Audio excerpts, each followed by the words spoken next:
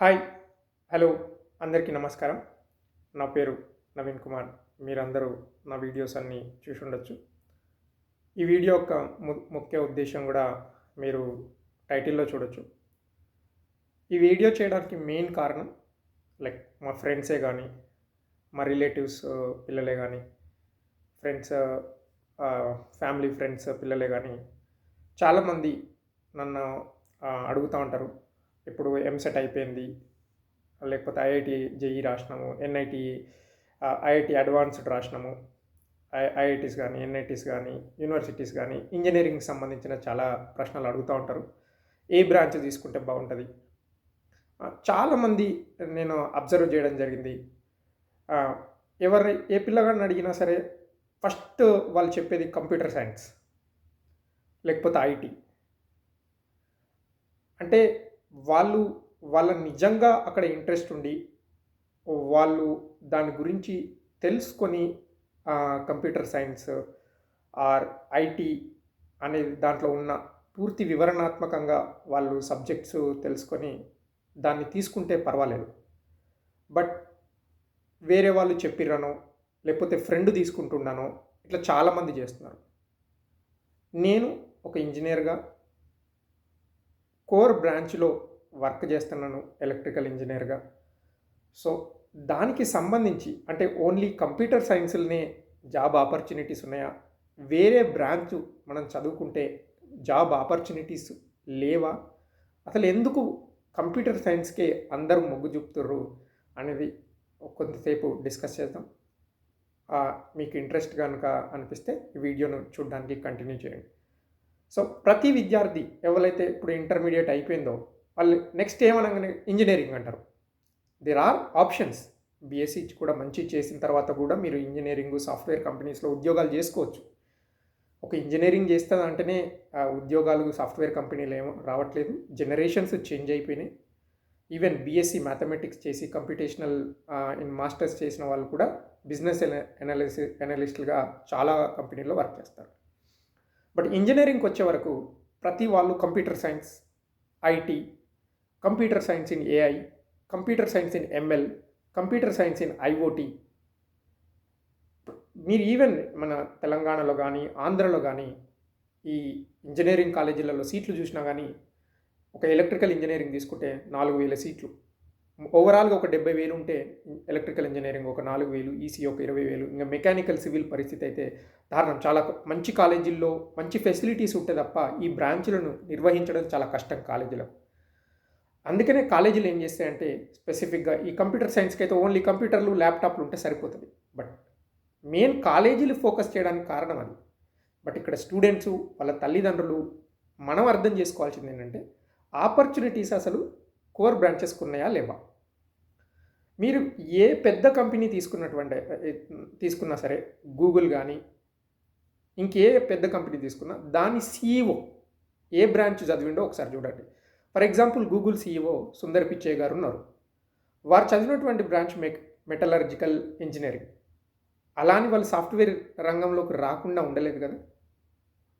కాకపోతే computer science వాళ్ళు చదివిన వాళ్ళకు ఒక మెట్టు ఎక్కువ అవకాశాలు సాఫ్ట్వేర్ ఇంజనీరింగ్లో ఉంటాయి డెఫినెట్గా. ప్లస్ కంప్యూటర్ సైన్స్ చదవాలి అంటే మనకు బేసిక్గా దాంట్లో ఉన్నటువంటి అల్గరిథమ్స్ అంటే ఏంటి, ఒక మ్యాథమెటిక్స్ బాగా చేసి దాని మీద 200% పట్టుంటే మీరు డెఫినెట్గా కంప్యూటర్ సైన్స్లో రాణిస్తారు. దాంట్లో ఎటువంటి సందేహం లేదు. బట్ ఓన్లీ కంప్యూటర్ సైన్స్ అనేది ఒకటి కాదు కదా.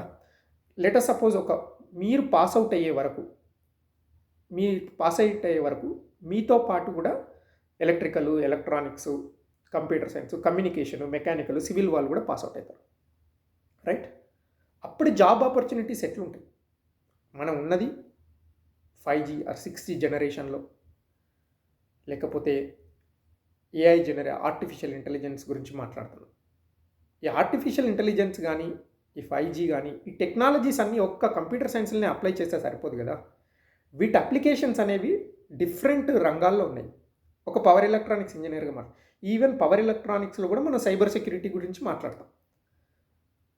దానిని ఒక పవర్ కన్వర్టర్లో సైబర్ సెక్యూరిటీని అప్లై చేయాలంటే పవర్ ఎలక్ట్రానిక్స్తో పాటు కంప్యూటర్ సైన్స్ నాలెడ్జ్ ఉంటే మీరు ఇంకా బెటర్గా రాణిస్తారు. సో అలానే ఒక కంప్యూటర్ సైన్స్ ఒక్కటే మాకు ఈ బా అన్నం పెడుతుంది, కంప్యూటర్ సైన్స్‌లోనే జీతాలు ఎక్కువొస్తాయి అనుకోకూడదు. ఇప్పుడు గూగుల్‌లోనే, మైక్రోసాఫ్ట్‌లోనే జీతం ఎక్కువొస్తది అనుకుంటే తప్పు. గూగుల్ మైక్రోసాఫ్ట్ లాగా కూడా జీతాలిచ్చే కోర్ కంపెనీస్ కూడా చాలా ఉన్నాయి. ఫర్ ఎగ్జాంపుల్ టెక్సస్ ఇన్‌స్ట్రుమెంట్ తీసుకోండి. అదొక సెమీకండక్టర్ కంపెనీ. వాళ్ళ జీతాలు కూడా ఈ కంపెనీలతో ఆన్ పార్‌గా ఉంటాయి. మేబీ సాఫ్ట్‌వేర్ కంపెనీల్లో జీతాలు స్టార్టింగ్‌లో ఎక్కువగా ఉండొచ్చు. బట్ అవి తొందరగా సాచురేట్ అయిపోతాయి. కోర్ కంపెనీలో అలా ఉండదు. It's steady state increasing. మీకు కోర్ కంపెనీలో డెఫినెట్‌గా స్టార్టింగ్ సాలరీ తక్కువ ఉంటది. ఎందుకంటే ఇక్కడ నేర్చుకోవాల్సినవి చాలా ఉంటాయి. కంపెనీలు ఒక కొత్తగా వచ్చిన ఎంప్లాయీ పైన ఇన్వెస్ట్ చేయవలసింది ఉంటది కాబట్టి, దానికి తగ్గట్టుగానే ఇంక్రిమెంట్స్ గానీ, దానికి తగ్గట్టుగానే కోర్ కంపెనీల్లో సాలరీలు ఉంటాయి. కానీ ఇప్పుడు జనరేషన్ మారింది. వీటిల్లో కూడా సాలరీలు ఎక్కువొస్తున్నాయి. మరీ అప్పట్లా ఈవెన్ మేబీ ఒక 10 ఇయర్స్ బ్యాక్ ఉన్న విధంగానైతే లేదు. మీరు అలాగనే మెకానికల్ ఇంజినీర్స్‌కెళ్తే, ఆటోమోటివ్ కోర్ కంపెనీస్‌లో ఓఈఎమ్స్‌లోకెళ్తే జేఎల్ఆర్ గానీ, ఇలాంటి వాళ్ళు ఐఐటీస్, ఎన్ఐటీస్ నుంచి రిక్రూట్ చేస్తూ మంచి స్టార్టింగ్ ప్యాకేజెస్ ఇస్తున్నారు. ఇప్పుడు స్నైడర్ ఎలక్ట్రిక్ గానీ, సిమెన్స్ గానీ, ఏబీబీ గానీ, హిటాచీ గానీ, ఇలాంటి కంపెనీలలో మీరు ఇవన్నీ కోర్ కంపెనీలే. వీటిల్లో సాలరీలు బేసిక్ మినిమమ్ రిక్వైర్మెంట్స్ ఒక కంపెనీ నుంచి ఇమ్మీడియట్‌గా ఒక స్టూడెంట్ కంపెనీలో ఒక కాలేజీ నుంచి బయటకొచ్చి జాయిన్ అవుతున్నాడంటే బేసిక్ ఎమ్యూనిటీస్ మీట్ అవ్వడానికి డెఫినెట్‌గా ఆన్ పార్ సాలరీస్ ఉన్నాయి. బట్ మనం అర్థం చేసుకోవాల్సింది ఏంటంటే, ఒక కంప్యూటర్ సైన్స్ భ్రమలో పడి కంప్యూటర్ సైన్స్ చదువుకుంటేనే ఉద్యోగాలు వస్తాయంటే మాత్రం కాదు. మీరు కోర్ ఈసీఈ తీసుకోండి, ఎలక్ట్రికల్ తీసుకోండి. మీకు ఈ కోర్సెస్ తీసుకున్నా సరే వీటిల్లో కూడా మీరు కంప్యూటర్ సైన్స్ చదివే అవకాశాలు ఉంటాయి. ఫర్ ఎగ్జాంపుల్ నేను ఎలక్ట్రికల్ అండ్ ఎలక్ట్రానిక్స్ ఇంజనీరింగ్ చదివాను. మనకు ఫస్ట్ ఇయర్‌లోనే ఫస్ట్ ఇయర్ కామన్ సిలబస్ ఉన్నది. నేను చదువుకున్నప్పుడు 2005లో బీటెక్ స్టార్ట్ చేసినప్పుడు కంప్యూటర్ సి లాంగ్వేజ్ అనే స్టార్టింగ్ సబ్జెక్ట్ ఉన్నది. దాని తర్వాత 1, 2 సబ్జెక్టులు మనకు వాళ్ళతో పాటు చదువుకునే అవకాశం, కంప్యూటర్ సైన్స్‌తో చదువుకునే అవకాశం ఉంటుంది. లైక్ అప్పట్లో జావా కానీ, ఊప్స్ త్రూ జావా, లేకపోతే C++ అనే ప్రోగ్రామ్‌లు. అలాగనే మనము కోడ్ చేయడానికి కూడా మైక్రో కంట్రోలర్ అనే సబ్జెక్ట్ ఉంటదన్నట్టు. మనం ఎంత ఎక్కువ నాలెడ్జ్ అప్లై చేయగలిగితే computer science knowledge, logics, algorithms, flow charts ఇవన్నీ కూడా అక్కడ అప్లై చేసుకోవచ్చు. ఏదైతే computer science application in electrical ఇంజనీరింగ్‌తో ప్రతీదీ మనం అప్లై చేయొచ్చు. మనం కూడా ఎలక్ట్రికల్ ఇంజనీర్ కానీ, ఎలక్ట్రానిక్స్ అండ్ కమ్యూనికేషన్ ఇంజనీర్ కానీ, ఆ రంగంలో కంప్యూటర్ సైన్స్ సాఫ్ట్వేర్ పైన పట్టు సాధించి వాళ్ళు సాఫ్ట్వేర్ జాబ్‌కైనా వెళ్ళొచ్చు. కోర్ జాబ్‌లో కూడా వాళ్ళ ఉండే సబ్జెక్ట్‌లో అది టెలికమ్యూనికేషనే కానీ, ఎలక్ట్రానిక్సే కానీ, సెమీకండక్టర్ ఇంజనీరింగే కానీ, లేకపోతే కోర్ ఎలక్ట్రికల్ ఇంజనీరింగే కానీ, దేంట్లోనైనా కూడా రాణించవచ్చు. కోర్ ఇంజనీరింగ్ అంటే మేమేదో వెళ్ళి మెషిన్‌ని ఫిట్ చేయాలి, లేకపోతే మేమే వెళ్ళి మెషిన్‌ని మ్యానుఫ్యాక్చర్ చేయాలి అంటే ప్రతీదీ ఉంటుంది. ఇప్పుడు కోర్ ఇంజనీర్ అంటే మనకు ఒక ప్రోడక్ట్ డిజైన్ అవ్వాలి. ఇప్పుడు నేను మాట్లాడుతున్నటువంటి మొబైలే తీసుకోండి. దాని కాన్సెప్ట్ పేపర్ వర్క్ నుంచి ప్రూఫ్ ఆఫ్ కాన్సెప్ట్ ఒక కస్టమర్కి వెళ్ళే వరకు ఎన్ని స్టేజెస్లో మనం వర్క్ చేయాల్సి ఉంటుంది. అన్ని డిఫరెంట్ ఆపర్చునిటీస్ ఉంటాయి. ఇప్పుడు మనం చూస్తున్నటువంటి టీవీ కానీ, ప్రతి వస్తువు ఎలక్ట్రానిక్ వస్తువు అన్నప్పుడు దాని తయారీలో డిఫరెంట్ లేయర్స్ ఉంటాయి. మీరు R&Dలో వర్క్ చేయొచ్చు, మ్యానుఫ్యాక్చరింగ్లో వర్క్ చేయొచ్చు, ఇంజనీరింగ్లో వర్క్ చేయొచ్చు, లేకపోతే ఓవరాల్ యాజ్ ఏ ప్రాసెస్లో వర్క్ చేయొచ్చు, క్వాలిటీలో వర్క్ చేయొచ్చు. Different opportunities. It's not only about ఒక పర్టికులర్ దానిపైనే నేను వర్క్ చేయాలి, ఈ పర్టికులర్ది వర్క్ చేస్తేనే మనకి ఇక్కడ ఆపర్చునిటీ ఉన్నది, అట్లేమో మనం ఎంటర్ అయిన కాడ నుంచి ఒక జీఈటీగానో ఎంఈటీగానో ఒక కంపెనీలో ఎంటర్ అయితే there are different ways of paths. అదంతా మనపైనే డిపెండ్ అవుతుంది. సెకండ్ థింగ్, ఒక ఇంజనీర్ ఉంటే ఇంజనీర్గానే ఉండాలంటే లేదు. You can also go to higher level. Like ఒక ప్రాజెక్ట్ మేనేజర్గా ఎదగొచ్చు, ఒక ప్రోగ్రామ్ మేనేజర్గా ఎదగొచ్చు, ఒక సబ్జెక్ట్ మ్యాటర్ ఎక్స్పర్ట్గా ఎదగొచ్చు. లేదు నేను ఓన్లీ టెక్నికల్గానే ఉండాలని, టెక్నికల్గా కూడా ఉండొచ్చు.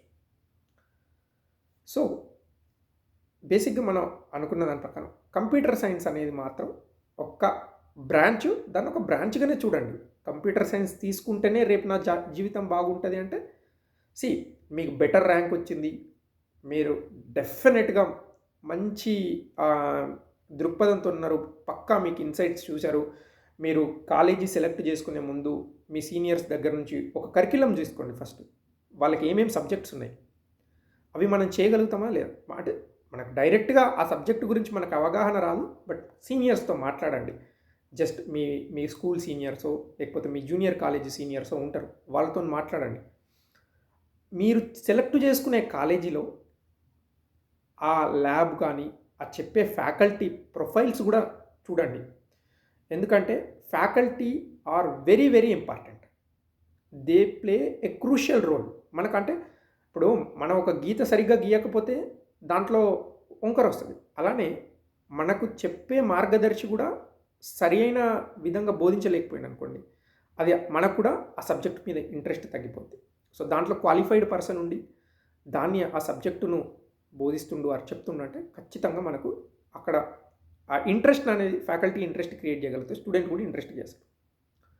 అలానే కోర్ బ్రాంచెస్ తీసుకునేవాళ్ళు ఇప్పుడు నేను చూస్తున్న దాని ప్రకారం కోర్ బ్రాంచ్ ఎవరు తీసుకుంటారంటే 40,000 ర్యాంక్ వచ్చిన వాళ్ళు, 50,000 ర్యాంక్ వచ్చిన వాళ్ళు, 60,000 ర్యాంక్ వచ్చిన వాళ్ళు, 90,000 ర్యాంక్ వచ్చిన వాళ్ళు మాత్రమే అవి రాదు అనుకుంటే ఇటు చూస్తున్నారు.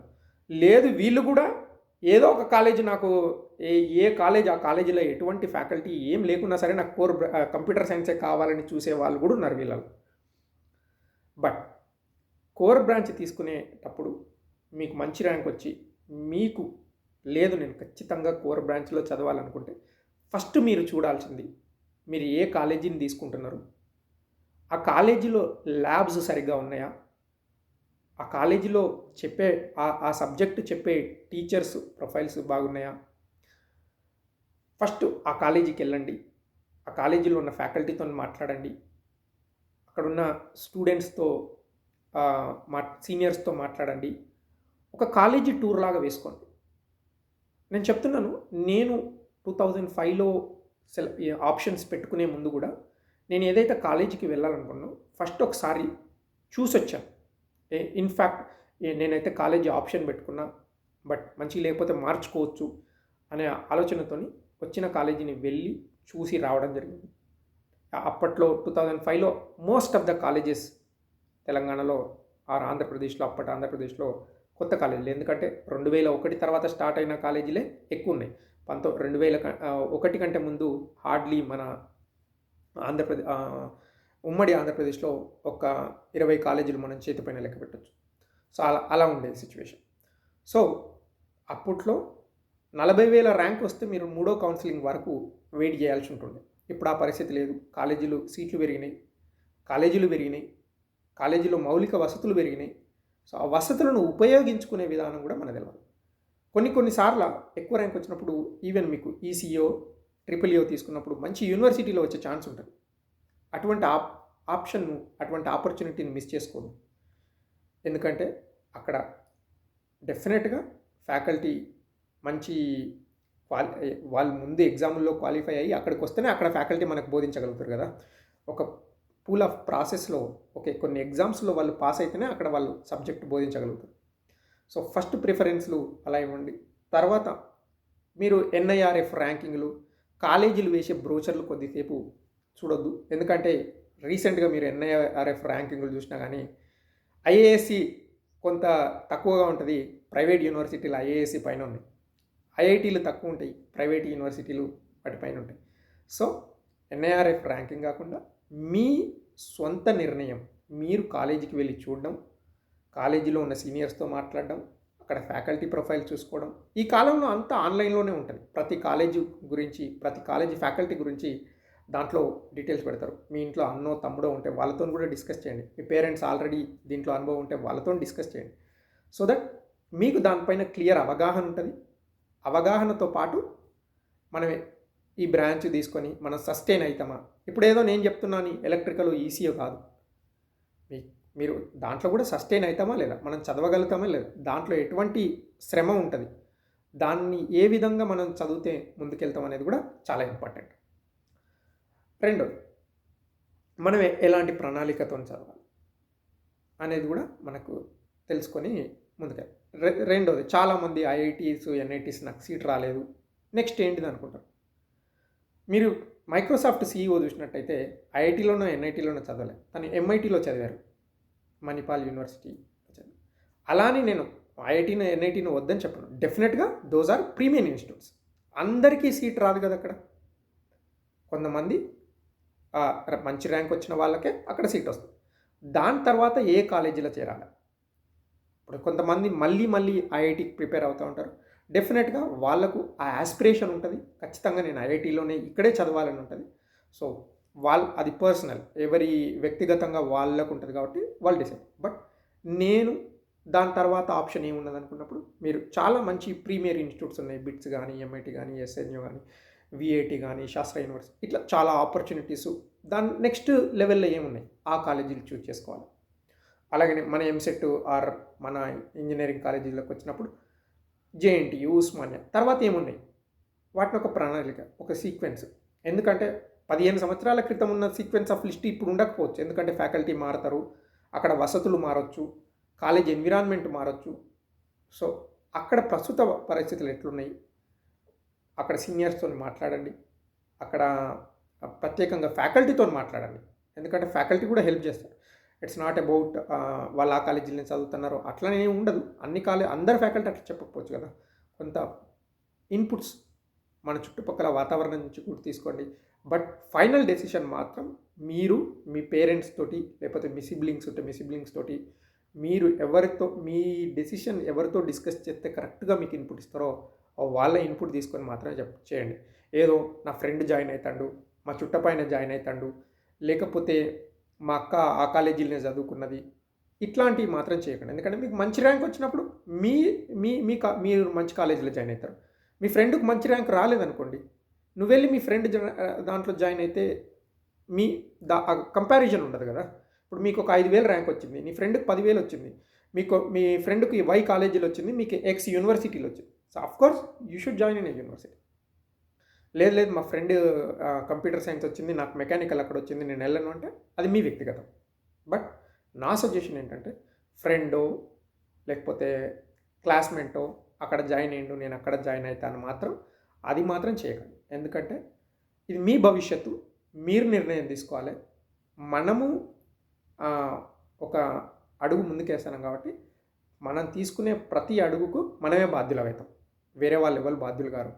ఎందుకంటే పరిస్థితుల ప్రభావం వల్ల మనం డెసిషన్ తీసుకోవచ్చు, బట్ ఆ పరిస్థితులు అనేవి అన్ని టైంలో మనకు అనుకూలంగా ఉండాలని, ప్రతికూల పరిస్థితులు కూడా ఉంటాయి. సో దానికి అనుగుణంగా మీరు డెసిషన్ తీసుకొని మంచి చాయిస్ని, మంచి బ్రాంచ్ని ఎన్నుకొని కెరియర్లో ఉన్నతి పొందాలని ఆశిస్తూ ఇంతటితో ఈ వీడియోని స్టాప్ చేస్తున్నాను. మీకు కనుక నా సజెషన్ ఏదైనా నచ్చుంటే ఈ వీడియోని ఇంకొకరికి ఫార్వర్డ్ చేసి వాళ్ళకి హెల్ప్ఫుల్ అయ్యేలా చేస్తారని ఆశిస్తున్నాను. నమస్కారం.